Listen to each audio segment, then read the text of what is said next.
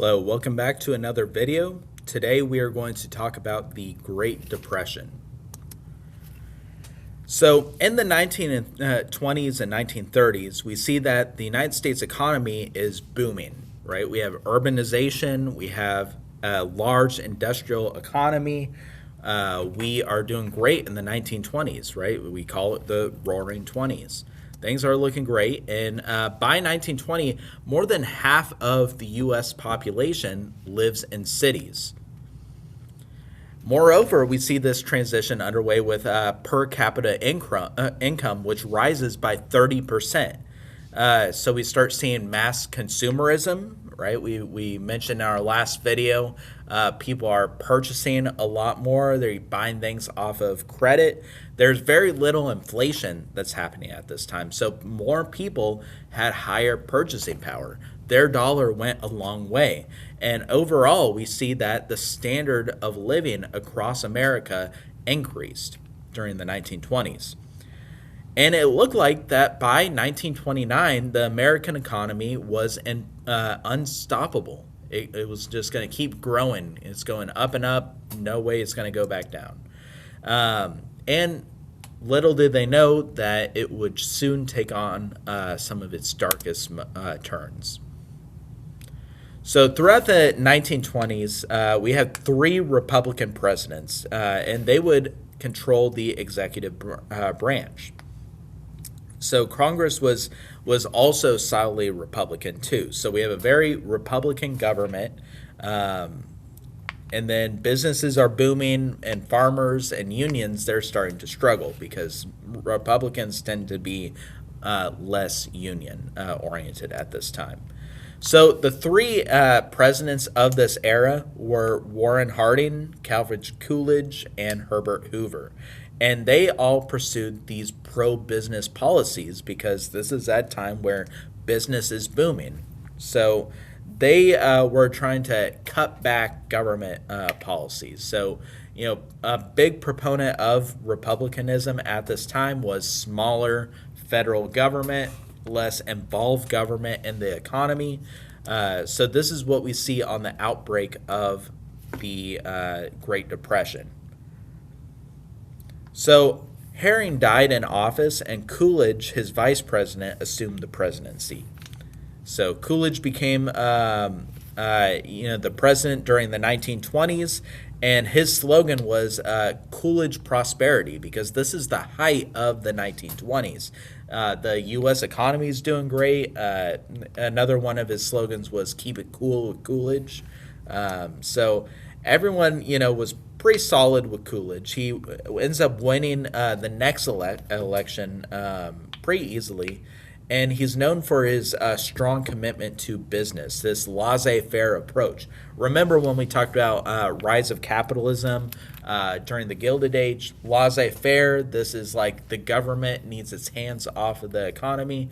Let the economy do what the economy is going to do. So that's what Coolidge was all about. He just let business do its thing, and really didn't do much outside of that.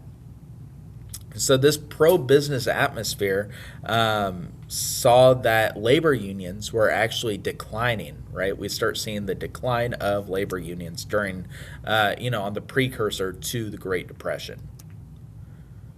All right, so that leads us to 1928, right, when Herbert Hoover becomes the next president of the United States. We could see in this political map that Hoover is, adopting this whole, very strong economy by 1928. He ends up winning by a landslide. People thought that, this Coolidge prosperity was just going to carry over into Hoover's reign as president. But it turns out that Hoover is going to be, dead wrong when it comes to the economy. So in October of 1929, the stock market is going to crash. And this is the event that actually causes the Great Depression. They call it Black Tuesday. So Hoover and his advisors, they underestimated the damage that the stock market crash would do. He just reassured the public that the stock traders will get back on their feet, and that was a temporary dip in the stock market, that things would be okay. Um, but that's not what happened, right? So the stock market crash, right? This happens because of the large scale stock speculation that happens in the 1920s. A lot of people were essentially gambling, buying stock with the intention of selling it quickly for a huge profit. If you follow the crypto market, for example, like all the people that bought into Dogecoin, thinking that Doge would go through the moon, and then they sold their shares before it crashed. Same sort of thing. People are gambling with the stock market, buying these stocks that really aren't worth as much as what it actually was worth, right? So people are speculating on how much a stock is worth, making a lot of money overnight. If you've ever seen like The Great Gatsby before, the F. Scott Fitzgerald book, The Great Gatsby, they also made the Leonardo DiCaprio movie.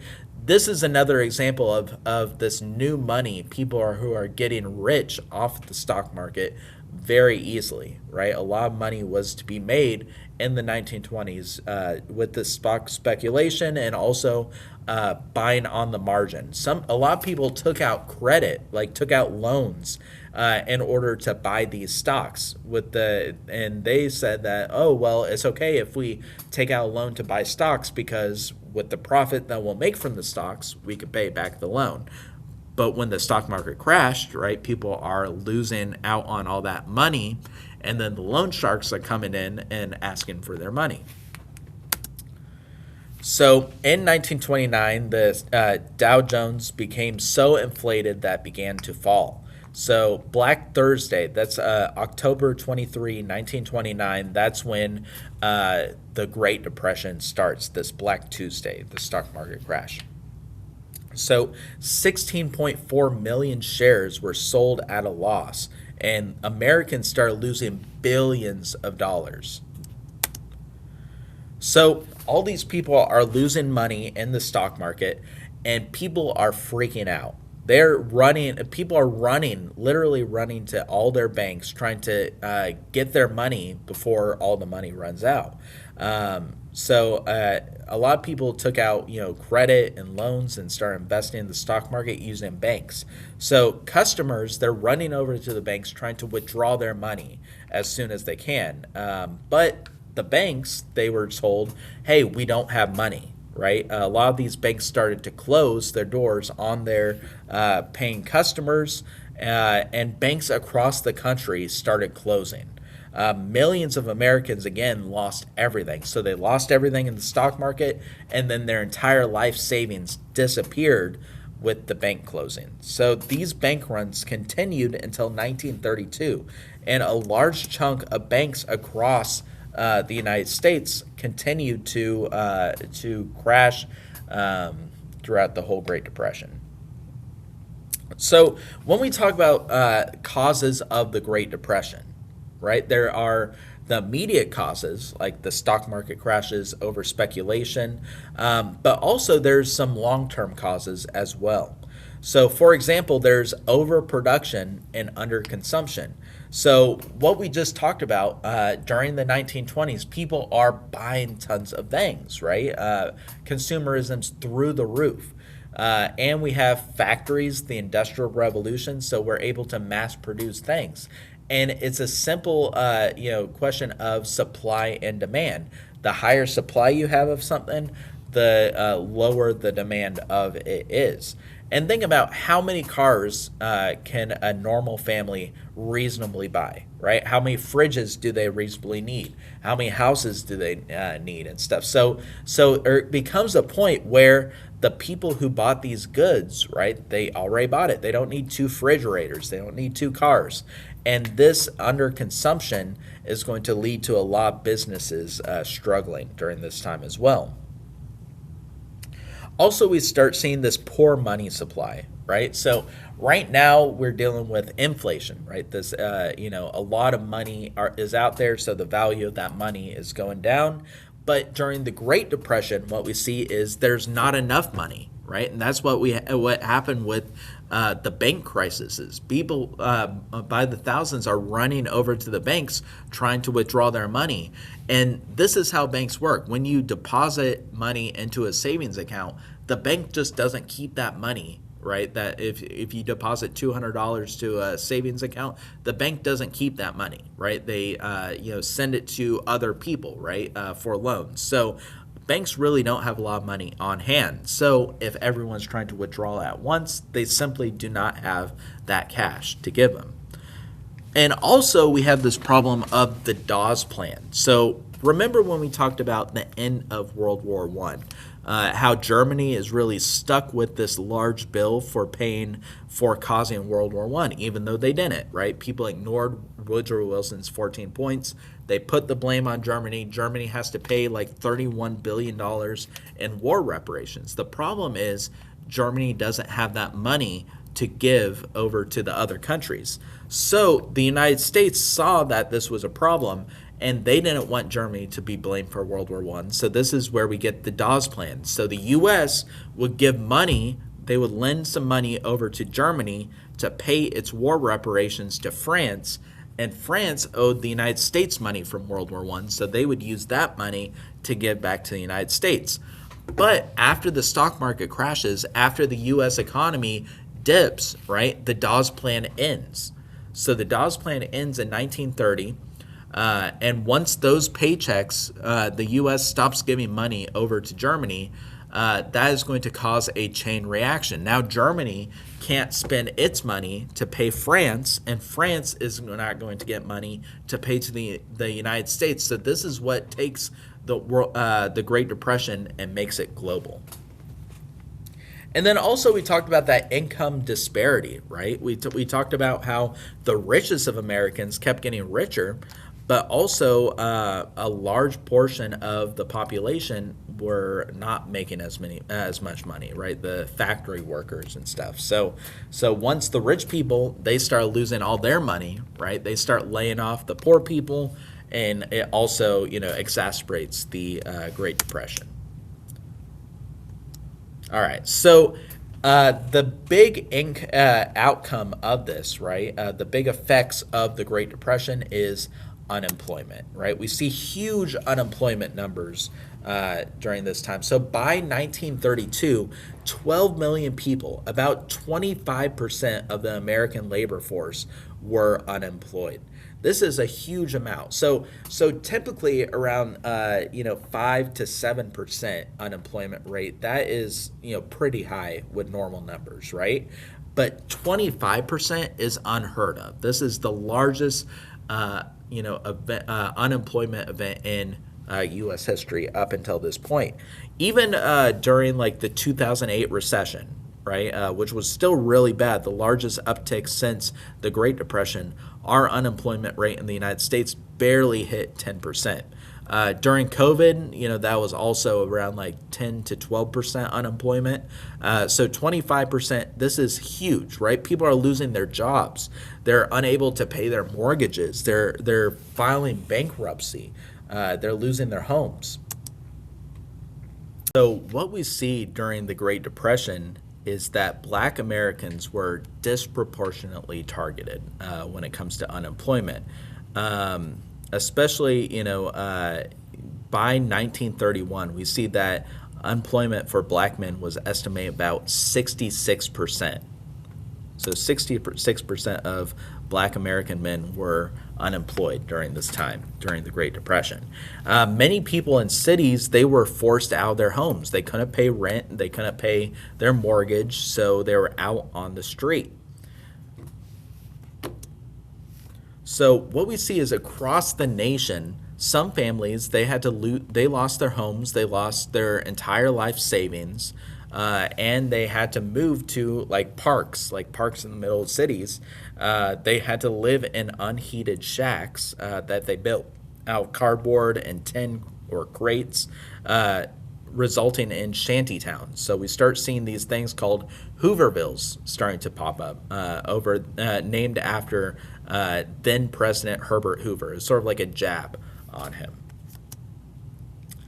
However, the Great Depression worsened as calls for a strong regulatory system increased. Hoover, he did do a few farm assistance programs, and he campaigned for federal works such as the Hoover Dam. So if you've ever heard of the Hoover Dam, that is a federal works project. The idea is like create, this would create some jobs. And even though it did employ a couple thousand Americans to build the Hoover Dams, the largest hydroelectric dam in the United States, it wasn't enough to actually put a huge dent in the Great Depression nationally. And Hoover also hoped that raising tariffs would help American businesses. He passed this thing called the Hawley-Smoot tariff, which actually worsened the economy. So when we talk about tariffs, right, tariffs are a tax on imports from other countries. So what we start seeing is if America is going to put a tariff on a different country and stuff, what that country does is raises tariffs on the United States. Now both countries aren't buying from each other, which is overall hurting business and raising prices up. And prices for goods are increasing at a time where people really don't have a lot of money anyway. So this Hawley-Smoot tariff is going to actually make the Depression even worse. So Hoover then had Congress create the Federal Emergency Relief Administration, FERA, and they provided government money to bail out large companies and banks, but the only ones big enough to potentially pay the money back, but only the companies that could pay back the loans later on. So they didn't really help out small businesses. It was the largest businesses. So that's another, ploy that we saw that a lot of these more conservative politicians did is government bailouts of larger economies. And we saw this again in the 2008 recession where bigger businesses that were deemed too big to fail got bailed out, right? But overall, the economy ends up continuing to worsen. So we start seeing the market is contracting. People have less money. They're homeless. They really can't buy goods, which is driving down businesses. And we have massive deflation going on during the Great Depression. So the deflation was about 7% on average, which is the most disastrous the U.S. has ever seen.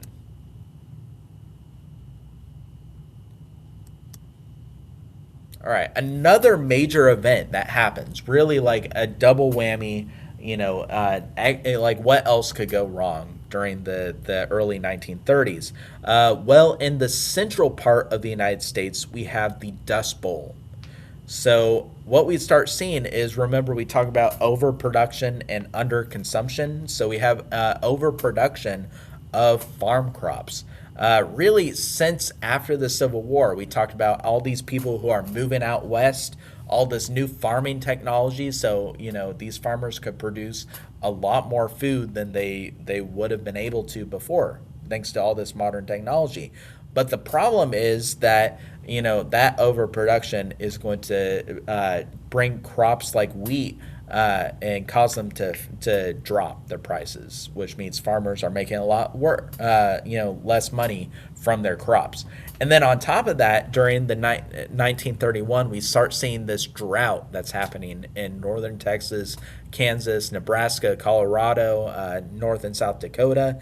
So there's a massive drought that's happening, right? And what we start seeing is the downside of monocropping. Right? These people are growing wheat and corn over and over and over again. They're not really rotating their crops, and that's depleting the nutrients in the soil. So this soil is already weak. It's already losing nutrients. Then this massive drought happens, and the soil begins to erode. It begins to turn into dust.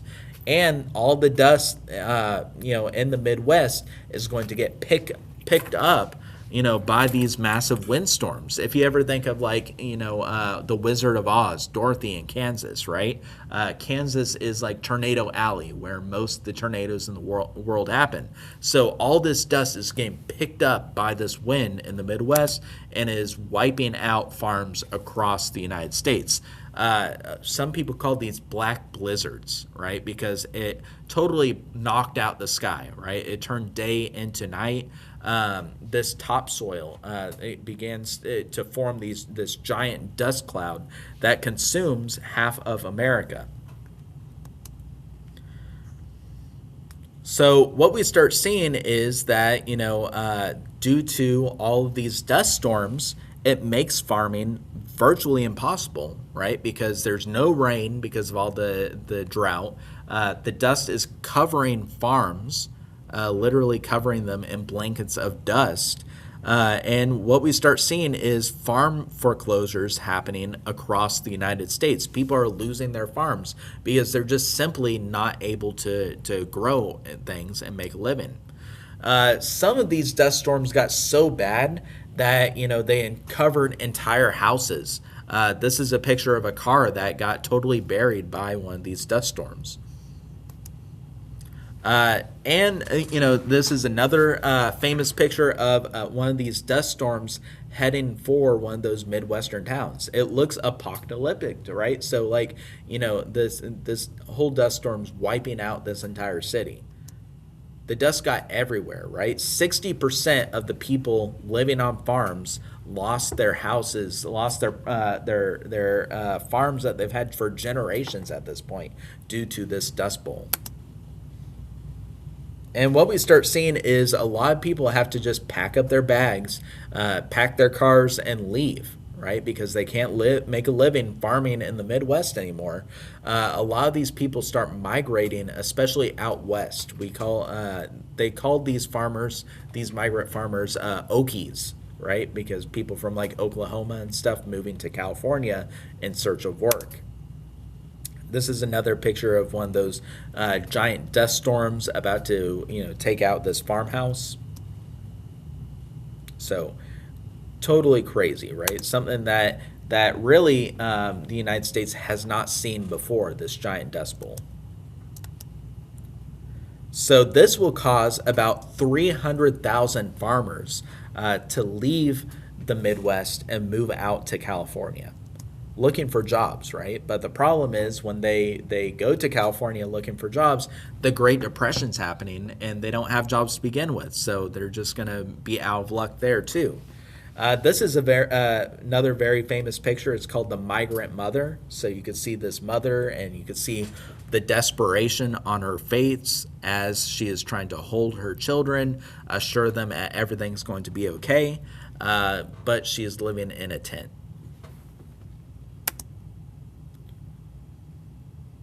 So we talked about Hoover's response, right? He tries building the Hoover Dam. He tries, encouraging big businesses to donate to charity. But the problem is the big businesses don't have a lot of money to give around either. So it's just not going to work. But the Hoover Dam is still around today, one of the largest hydroelectric dams in the world. So, he has that going for him.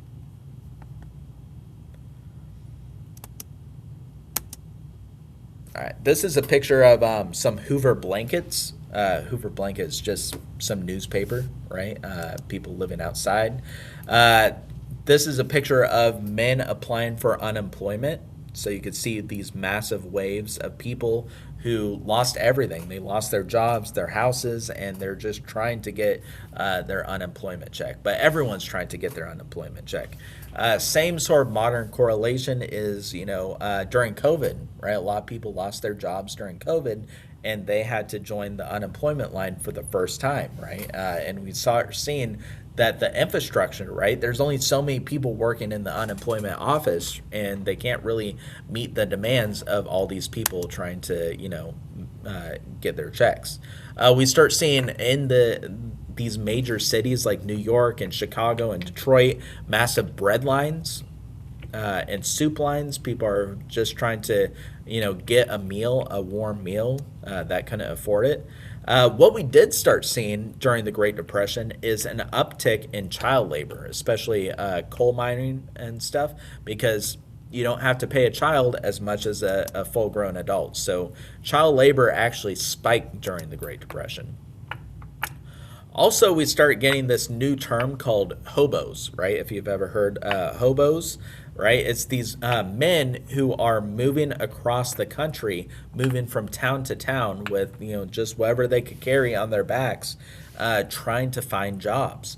And a lot of these towns, right, they put up these giant billboards outside their town. This is an example of it, saying, "Jobless men, keep going. We can't take care of our own." So it's saying like, hey, don't come to our town. We already have an unemployment problem in our town. We don't have jobs for you. Just keep on moving. This is another famous picture. It's called the hobo jungle, right? So it's this wave of men who are just camped out in the woods trying to, eat their beans and stuff, just hoping that, maybe the next town will provide them some work. All right, so that leads us to Franklin D. Roosevelt and the New Deal. So Herbert Hoover is, he starts out his presidency before the Great Depression at an all-time high, right? He has a massive approval rating. But by 1932, Hoover is in fact making the Depression worse, especially with his Hoot-Smalley tariff. So he is becoming incredibly unpopular. And in comparison, we have a new presidential candidate, Franklin Delano Roosevelt. In 1932, he is running for president under the Democratic nomination. He is actually the fifth cousin of former President Theodore Roosevelt, who was currently serving as the governor of New York, right? So he has an awesome resume. He is new blood. And people are just tired of Herbert Hoover and his policies, and they want to change. So while campaigning, Roosevelt criticizes Hoover's handling of the Depression, and he promises a new deal for the American people. He didn't say what the New Deal was, but he says, hey, if you elect me, I will give you a new deal. I will do something that's more than Hoover, who's really not doing much. And this is sort of a play on words, right? FDR is coming up with his New Deal when his fifth cousin, when he was running for president, Theodore Roosevelt, he had his Square Deal, right? So the Roosevelts, they love their deals. So even though FDR doesn't have a plan for this New Deal, it's this charisma and this family connection that is going to really win people over and have him win the presidency. So you can see this is an election map of Hoover during his first term. He really wins by a landslide. And then we have, by 1932, the election between Roosevelt and Hoover, where Roosevelt ends up winning by a landslide. Most people in the United States end up voting for Roosevelt, hoping that his New Deal would help them out of the Great Depression. So this is going to be one of the largest landslide victories in U.S. history when Roosevelt wins the presidency. So when FDR gets inaugurated in 1933, he doesn't really have a plan for his New Deal, but he is going to get together a team that could help him come up with a plan. Right, so he assembles this thing called the Brain Trust. It's a group of advisors, economists, people who know about the economy and these different areas of business that could really help him come up with a plan for what this New Deal was going to be. So when we talk about the New Deal, there's two New Deals, right? But the first New Deal is like when he first comes into office, what he's going to first do. So the first New Deal has three parts, and we call these the 3 R's. The first R is relief, right? He wants to provide jobs for the unemployed Americans and provide aid to the needy, relief for these farmers and the unemployed, the people who are struggling.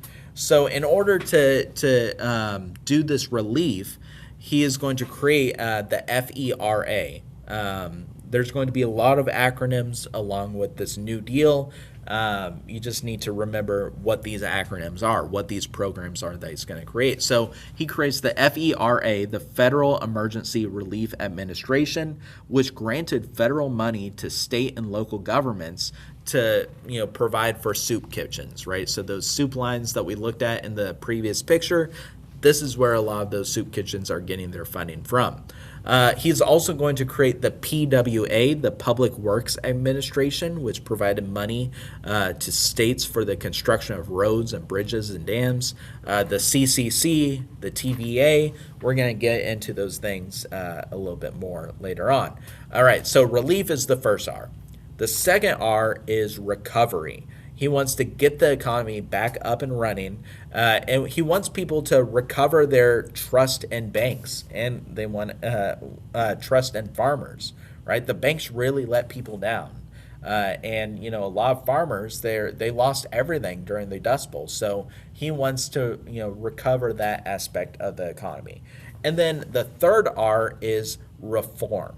He wants to figure out what causes this Great Depression and how can we fix it. So he wants to regulate banks so they don't close. He wants to abolish child labor. Remember, child labor is spiking during this time. And he wants to conserve farmlands to make sure they don't close down. All right, so one of the first problems, bank runs. People are losing, they're losing confidence in the banking system because the banks literally close their door on their customers' faces. Their solution is the federal government creates an Emergency Banking Relief Act and the bank holiday.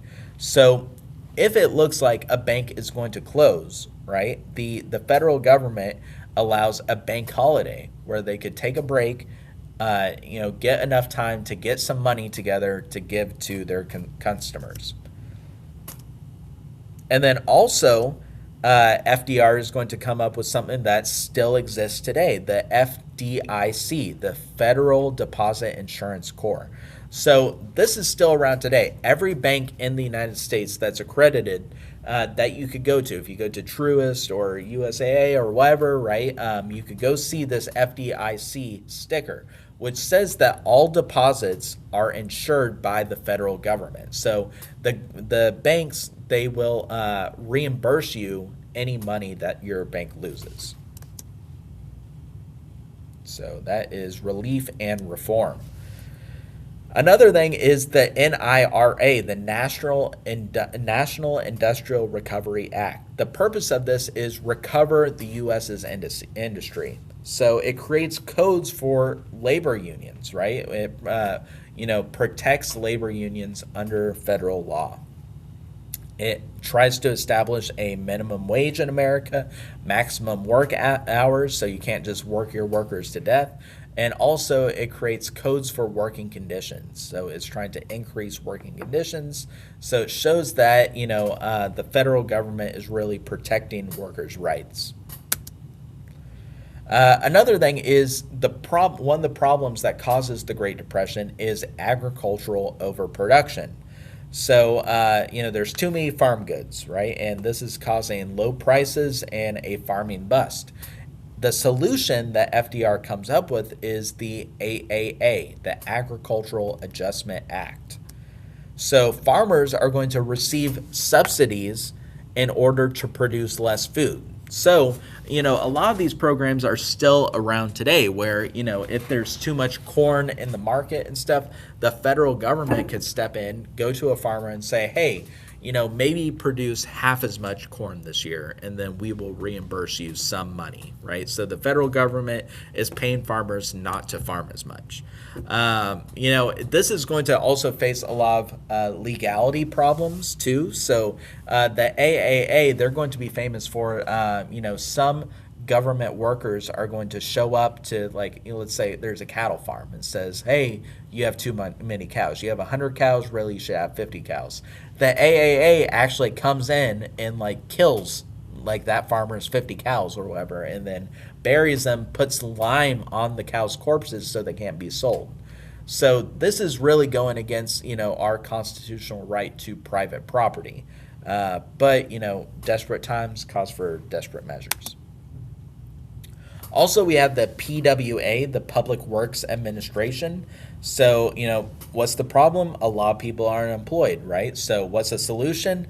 The government could spend billions of dollars to, help employ people to build public works projects like roads and libraries and community centers, as a means to employing people. So thousands of Americans are getting put to work. Right? It's throwing big bucks on big projects to put Americans in work, and it does hire a lot of Americans. A lot of Americans are able to make a living after really struggling in the Great Depression due to this program. Another one is the TVA, right? The Tennessee Valley Authority. Uh, One of the big problems is that we see in especially Appalachia, right, and in the southern part of the United States, the southeast, a lot of people in these rural areas don't have electricity in these like North Georgia, Alabama, Tennessee.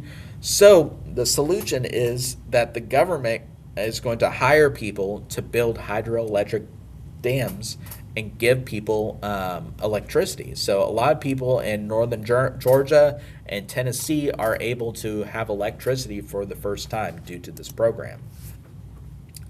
Now, another massive hiring, program that FDR comes up with is the CCC, the Civilian Conservation Corps, and this is going to employ 2.5 million young men and put them to work. Right? It's going to give most of these workers $1 per day, which $1 per day doesn't really seem like a lot, but they're going to live in government provided housing free of charge, and all of their medical care is paid for and job training for the future. So really, this was a great deal. If you're part of the CCC, this is a propaganda poster for the CCC. It says work, play, study, and health, right? So if you're a young man that's trying to make it on your own, you can't start a family of your own yet because you're without a job, don't have a lot of money, join the CCC. They will provide you job training and take care of your needs. And then afterwards, right, after the Great Depression, you could take those skills that you learned and, make it on your own. So the crazy thing is Roosevelt is able to do all these programs within his first 100 days in office. So every president since FDR has had this same milestone of their first 100 days in office. Every time we elect a new president, the news is always like, okay, first 100 days, how did the president do, right? FDR is the one who set this benchmark because he was able to pass all of these things. He made the bank holiday, the FDIC, the Emergency Banking Act, the CCC, AAA, NRA, TVA. And on top of that, he actually reached out to the American people with the medium of this new technology, the radio. So FDR, he would go on the radios frequently and have what's called a fireside chat with the American people. So he is able to, this is a time where every American family pretty much has a radio in their homes. So people would tune in every night to listen to FDR's fireside chat. And in these fireside chats, he did about 30 fireside chats in total. And in these fireside chats, he's telling the American people what is he doing to help bring an end to the Great Depression. And this is going to win over a lot of people that were on the fence about FDR. People really believed that FDR had the American people's back. So after the 100 days, the New Deal is going to end up hitting a speed bump. We called, a lot of people called the New Deal FDR's alphabet soup, right? Because of all those acronyms and stuff. So a couple of those programs, they were, it really questioned like the legality of how much power does the federal government actually have. So in 1935/1936, the Supreme Court ruled that the NIRA, which required businesses to give workers rights and stuff, was unconstitutional, along with the AAA. You know, remember the AAA is the whole, shooting cows and stuff and forcing farmers to not grow as much food, even though it has good intentions. It goes against people's right to private property. So a lot of those programs are going to end up getting shut down in the first New Deal, but that does not discourage FDR. Instead, in 1935, FDR announced a second New Deal where he's going to include more social welfare benefits, higher taxes on the rich, and stricter control over business. So he's going to continue to work his New Deal, trying to pull America out of the Great Depression. Herbert Hoover, remember him, the former president? He is going to go public saying that FDR is a communist and he's going to make America into a communist country if this continues. So in the second New Deal, FDR is going to produce his largest program. This is the WPA, the Work Progress Administration. This is going to be the largest program. In this program, the federal government is going to spend $11 billion to create 8 million jobs. And what this program is going to do is build highways. It's going to provide jobs for artists and construction workers. So, the WPA workers, they built schools and libraries and public parks. A lot of these, public buildings and stuff are still around today. Sometimes you could see, especially, in Georgia, there was a lot of WPA projects, right? You might see, on a park building, this is part of the WPA. So the nickname of this program was We Putter Around. So they just sort of puttered, right? They just did whatever. So one example is, a federal theater project where, these federal employees are putting on a theater production of Macbeth. Another one is you could see in the middle bottom picture, right? We have some construction workers building a sidewalk, and then we also have an artist drawing the construction workers building a sidewalk, right? So it's hiring the artist and the construction workers. Sort of a weird program, but it is putting 8 million people, to work. Also, we have things like the Wagner Act, right, which created. It was meant to monitor businesses to make sure they, are adhering to labor laws. So FDR is another proponent of, unions, workers' rights, and allowing workers to go on strike, right, if their rights are being, taken away from them. Another, long-lasting program out of this New Deal is something that applies to currently every American citizen, right? And that is the Social Security Act of 1935. So if you're an American citizen, everyone has a Social Security card, right? And it's not just a piece of paper, right? It's a identifier and also of who you are and that you're a citizen. But the problem is, there was really very limited safety nets for when you become old, right? So let's say that you have worked your whole life, but you don't have any kids, you don't have anyone to take care of you, and you get too old and you're unable to work anymore, right? What's going to happen to you? Are you just going to go die in a ditch? I don't know. That is the problem. There's no safety net for a lot of these people. So instead, FDR comes up with the Social Security Act, which says that all workers, once they reach the age of 65, right, they will donate some of their money, around 7 or 8% of their income throughout their working life, and then they will get that money back.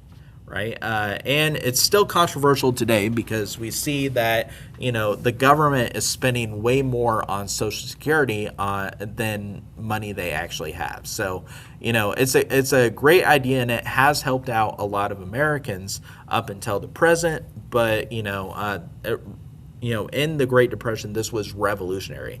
People could really work till 65 and actually retire and live off of Social Security pretty comfortably for a long time throughout this, American history. So behind FDR, we have his secret weapon, right? And that is his wife, the First Lady Eleanor Roosevelt. She is really FDR called her his legs because later on in his life he's going to be unable to move around. So Eleanor Roosevelt is really going to step in. And she is going to revolutionize this role of the First Lady of the United States. So she is going to, really help FDR out later on in his life. She's going to be a civil rights activist, and the impact today is the First Lady of the United States is expected to have favorite issues that they address while they're in office, right? Like Michelle Obama's thing was school lunches. So if you remember that, during Barack Obama's term, school lunches changed under one of her policies. So a lot of people were critics of FDR. He was either loved or hated. The people that did not like him were really conservatives. A lot of conservatives said that the New Deal is doing too much, that is overreaching the power of the federal government. The government has become too big. And they're overreaching what they could actually do, right? This is where we get our first minimum wage. FDR is going to make 25 cents per hour the national wage. And also we start seeing that the national debt starts increasing too. These programs like the WPA, the CCC, the TVA, they're very expensive. And we see that the national debt of the United States is going to go from 16.9 billion in 1929 to 42 billion by 1940.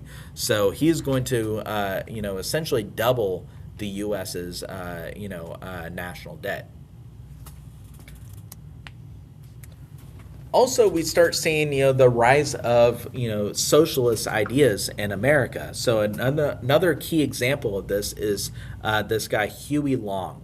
He is going to run for governor of Louisiana in 1928, and he is going to be elected as a U.S. Senator in 1932. He didn't think that the New Deal was radical enough. He wanted the federal government to do more. He wanted to help the underprivileged. He wants to improve education and provide free health care for American citizens. And he believed that millionaires should have been outlawed, right? He developed this program called Share Our Wealth that would limit individual income to $1 million and inheritance to $5 million. He said that it's not right that there are some millionaires out there when a lot of people are just barely making a living. He also proposed that the government should redistribute these millionaires' wealth and guaranteed $5,000 per year per American family. So Long was thinking about running for president, but he was ultimately assassinated in 1935. So you can see that Long was sort of too ahead of his time, a little too radical for the American people. Another problem that Roosevelt is facing is a lot of backlash about what he does with the federal courts. So in 1937, Roosevelt's trying to pass as many New Deal programs as he can. But the courts keep shutting him down, right? They shut down the AAA. So Roosevelt's plan was, hey, if I add more people to the Supreme Court, then I could win by default. Most people, if I could appoint more judges that are on my side, then they can help pass my laws a lot easier. A lot of people thought that he was trying to pack the courts, right? He was trying to put a lot of yes men in the Supreme Court, which would make him ultimately more powerful. Right? In the United States, we have the separation of powers and stuff. So each power is so to limit each other. So if the Supreme Court is packed in one direction, right, it's not really limiting the power of the executive branch. So a lot of people thought that FDR was making these steps to becoming a dictator. And what Roosevelt does do a lot of dubious programs. He's really extending his reach of what a president could do, right? There hasn't been a more powerful president since him, up until that point, right? So Roosevelt is going to do something that's unprecedented. He is going to run for a third term in the election of 1940. And he is going to end up winning by a landslide. This is another landslide victory, which shows that a lot of people supported FDR as president. But, in the tradition up until this point is that presidents ran for two terms. This goes all the way back to George Washington.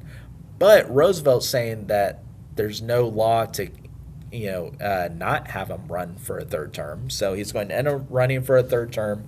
And then after Roosevelt, runs for his third term, the Supreme Court passes the 22nd Amendment, which does limit presidents to two terms and a maximum of 10 years. But you're thinking like, wait, a president's term is 4 years, right? So where do they get the 10?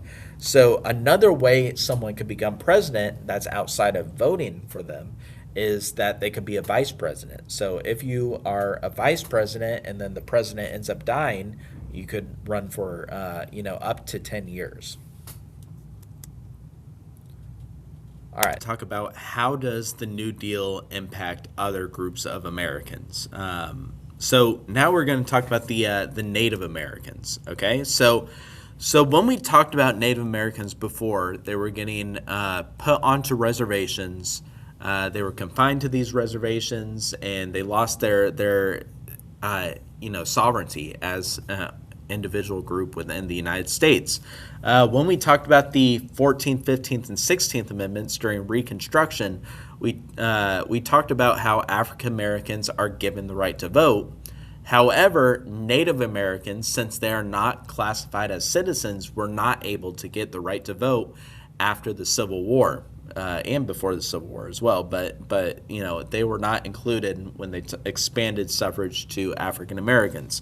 Now, by 1924, under President Roosevelt, Native Americans were finally granted citizenship. They were classified as U.S. citizens, which is sort of crazy to think that Native Americans weren't considered American until 1924. So, it's a step in the right direction. However, they continued to suffer under that Dawes Act, which forced them onto reservations.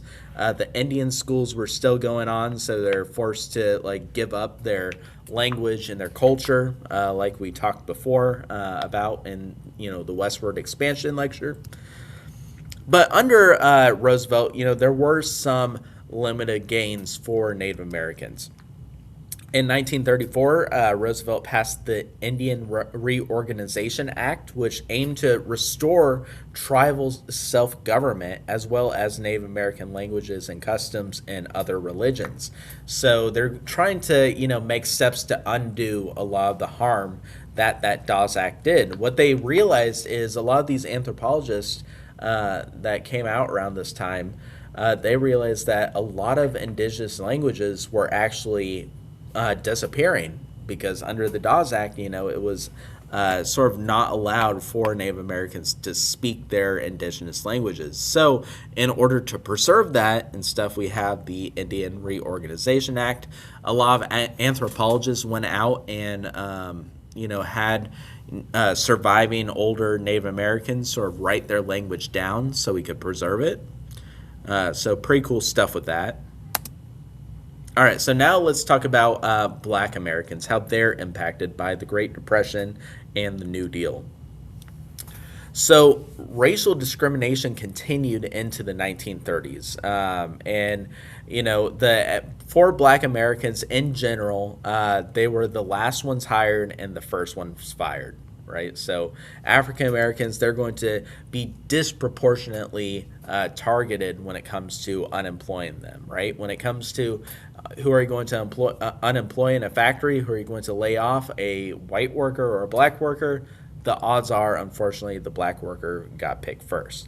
And their unemployment rate was higher than the national average, especially these black sharecroppers. Remember when we talked about sharecropping in the South? Well, the owners of those land, right, they couldn't pay their bills, so a lot of these sharecroppers were forced off their lands because of cutbacks in farm production, thanks to Roosevelt's AAA. Despite all these things, extreme poverty and being jobless and stuff, they were also excluded from state and local relief programs. But the New Deal is going to open up a lot of these benefits to black families so they're able to benefit from some of them as well. So Roosevelt, he wasn't really a strong advocate of civil rights, but he just wanted to help out people in general. So he did expand some of those benefits from the New Deals to African Americans. Um, but he doesn't move as far as like abolishing the poll tax or stopping anti-lynching laws. So some of these New Deal programs did hire some Black Americans. For example, the WPA and the CCC did provide some jobs to African Americans. However, these jobs were often segregated. Ultimately, about 40% of the nation's Black Americans received help through the New Deal program. So it did reach a lot of them, but they were sort of limited gains. Also, at the same time, there was as many as 50 black leaders that were appointed to posts in various New Deal agencies. So there were some black figures, for example, like Mary Lloyd Bethune, who did serve as the National Youth Administration coordinator. So for Mexican Americans, a lot of them suffered the same fate as a lot of other people during the Dust Bowl and in the agricultural West and South. Thanks to the Dust Bowl, thanks to the Great Depression, there wasn't as much of a need for farmers and stuff. So that's going to lead a lot of Mexican families to pick up and move, trying to find jobs in other places. And thanks to segregation and racist laws and stuff, Mexican Americans were also unemployed at a higher rate compared to white workers. And then with women, right, we talked about how, women are also dealing with having to take care of the family while their husbands are out there, trying to look for jobs in other cities. Mothers are worried about feeding and clothing their children. And a lot of women have to supplement their family's income because their husbands are out of work. So a lot of women are seeking work as well. Overall, the number of women in the workforce actually increases at this time, but it increases because their husbands are laid off. But it's going to open up some, doors for some women. Even Eleanor Roosevelt. So she is going to become a very notable, first lady, what we mentioned before. She's going to help out in a lot of New Deal programs, and she's going to advocate for women to, work in some jobs, but, not necessarily get equal pay. So, legacy of the New Deal, right? So, in his first term and in future terms, Roosevelt is going to win the support of large numbers of people. Thanks to his fireside chats, where he would go on the radio, tell people updates about what he's doing with the New Deal. Even though a lot of his programs really don't make a large dent in the Great Depression, he is going to gain popularity because a lot of Americans thought that Roosevelt had their backs. So, he's going to end up winning by landslides in 1932 and 1936. But as we see, he's going to run for a third and then eventual fourth term. Even though he's still winning by a majority, some states are going to start, voting for other people. Now, even though FDR wins the 1944 election, he is unfortunately going to die of polio, and his Vice President Truman is going to sort of carry on a lot of these policies going forward. All right. So that is it with the Great Depression and the New Deal. Thank you for staying tuned, listening in. This stuff is important. Will definitely show up on your finals. So stay tuned for that. Thank you.